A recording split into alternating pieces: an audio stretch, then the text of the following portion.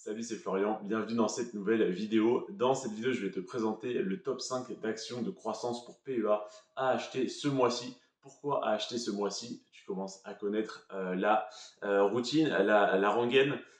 Aujourd'hui, je te présente donc des actions qui ont perdu pas mal de valeur le mois dernier et donc qui sont intéressantes forcément à acheter ce mois-ci si tu crois en ces entreprises sur le long terme. N'investis pas dans une des entreprises que je te présente simplement parce qu'elle a fait moins 10% ce mois-ci.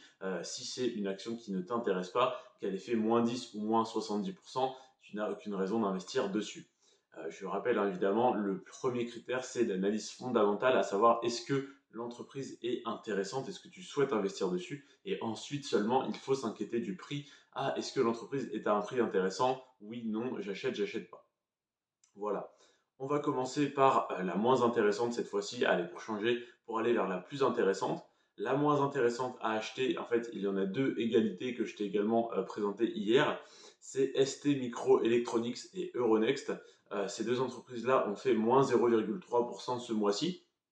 Donc, à la fois, ça peut être intéressant d'en revendre si jamais tu souhaites investir sur la dernière que je vais te présenter dans cette vidéo qui a fait moins 13,7%, où là vraiment tu revends à perte à moins 0,3 pour acheter à moins 13,7.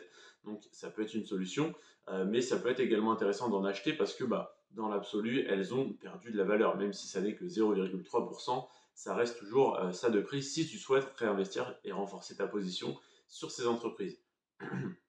Donc ST Microelectronics, moins 0,3% ce mois-ci, donc sur le mois de mars, et donc intéressante potentiellement à acheter ou à revendre selon tes objectifs en avril. Et elle a fait plus 651% sur les 10 dernières années. Donc, très belle performance à long terme, en plus d'avoir un dividende qui est en augmentation. Ensuite, on a Euronext à égalité à moins 0,3% également sur le mois de mars et plus 283% sur les 10 dernières années. Donc une croissance un petit peu plus faible, même deux fois plus faible. Par contre, on a un dividende plus intéressant et je pense un petit peu plus, pas forcément prometteur, mais en tout cas un peu plus élevé à l'heure actuelle sur Euronext. Donc ça, c'était les deux moins intéressantes qui sont vraiment au milieu du panier où je ne te dis pas d'acheter ou de revendre, mais ça dépend vraiment de tes objectifs. Ensuite, on a Stellantis, l'alliage de Peugeot, Citroën, Fiat, Chrysler, etc., qui a fait moins 1,3% ce mois-ci, alors que l'entreprise est déjà extrêmement sous-évaluée. Je trouve ça impressionnant d'ailleurs qu'elle puisse être aussi basse en termes de PER, mais voilà, ça ne tient qu'à mon avis. Donc moins 1,3% ce mois-ci et plus 543% sur les 10 dernières années. Donc une très belle performance une fois de plus à long terme, mais ce mois-ci, on a donc une performance négative à moins 1,3%. Si jamais tu penses que le PER n'est pas encore assez bas, tu peux attendre qu'il descende à 1 ou à 2. Mais voilà, en attendant, moi, un PER en dessous de 20, ça m'intéresse. Et là, je pense qu'on est un PER entre 5 et 7. Si je ne dis pas de bêtises, évidemment, je peux me tromper, mais la dernière fois que j'ai regardé, on était à 6. Donc ça doit être à peu près ça. Là, on est à moins 1,3% par rapport au mois dernier. Donc on doit être encore un petit peu plus bas.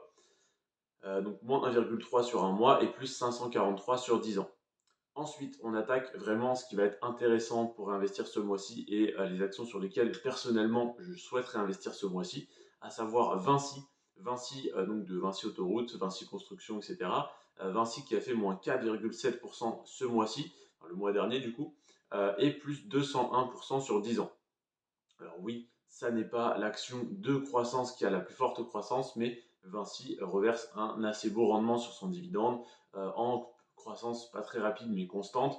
Donc c'est une action à dividende intéressante et en plus de ça qui a fait x3 sur les 10 dernières années, autrement dit qui a fait plus de 201% sur les 10 dernières années, donc qui reste intéressante sur les deux plans.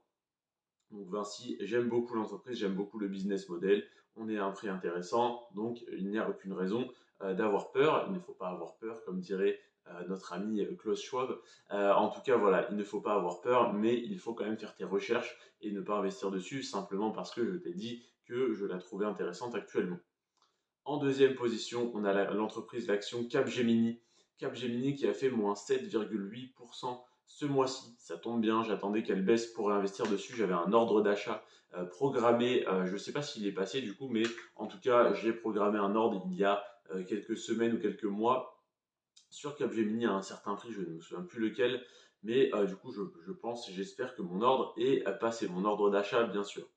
Donc moins 7,8% sur le mois de mars, donc très forte baisse quand même, et plus 361% sur les 10 dernières années, donc performance intéressante également sur la croissance.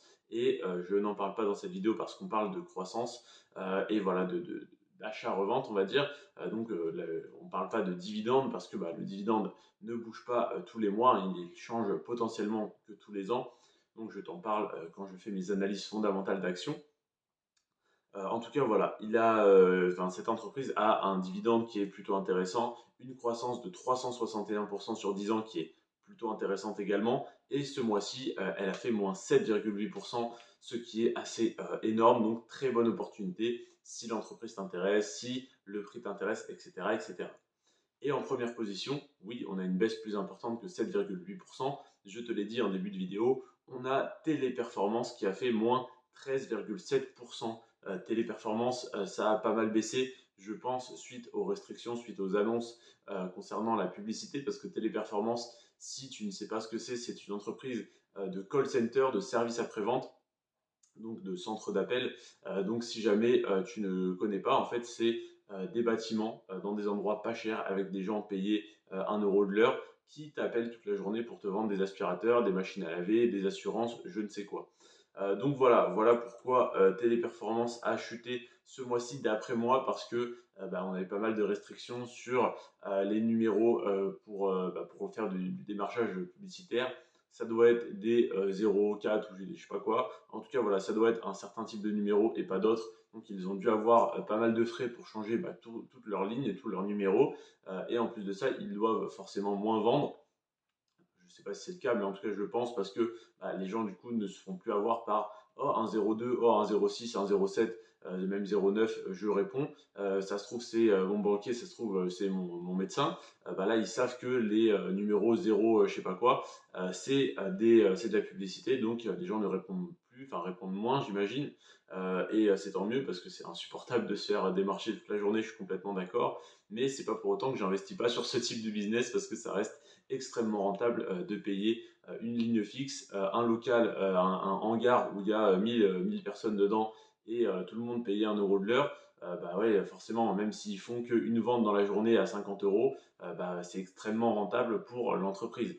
Donc Téléperformance dégage des marges monstrueuses et c'est un petit peu, on pourrait dire, des conditions de travail qui sont pas très bonnes, etc. Mais si les personnes travaillent à 1 euro de l'heure, c'est peut-être que pour le pays où ils sont, c'est un salaire décent. Sinon, ils ne le feraient pas. En tout cas, enfin voilà, c'est l'offre et la demande, donc il n'y a pas de débat dessus. Mais en tout cas, voilà, Téléperformance, moins 13,7% ce mois-ci, et tout de même plus 543% sur les 10 dernières années, c'est énorme. C'est un x6, presque x6 et demi. C'est assez impressionnant au niveau de la croissance.